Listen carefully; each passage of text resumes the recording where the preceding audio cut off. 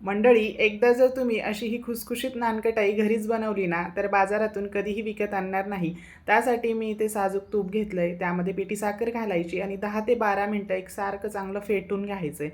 आता यामध्ये मैदा घालायचा, बेसन पीठ, रवा, त्यासोबतच बेकिंग पावडर, सोडा, चिमूटभर मीठ आणि वेलची पूड घालून आता हे चाळून घ्यायचं. हलक्या हाताने पीठ भिजवून घ्यायचं. जर पीठ भिजवताना थोडं घट्टसर वाटत असेल तर 1 चमचाभर साजूक तूप अजून वाढवू शकता.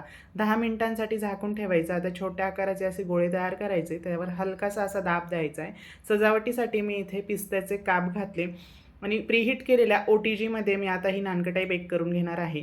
जर तुमच्याजवळ OTG नसेल तर तुम्ही ही कढईमध्ये सुद्धा बेक करून घेऊ शकतात. कढई गरम करायची 10 मिनिटांसाठी आधी. त्यानंतर गरम कढईमध्ये ही नानकटाई ठेवायची आणि 20 मिनिटांसाठी मध्यम आचेवर बेक करून घ्यायची. मस्तच अशी नानकटाई बनवून तयार झाली. व्हिडिओ आवडला असेल तर एक लाईक आणि जास्तीत जास्त शेअर करा. धन्यवाद.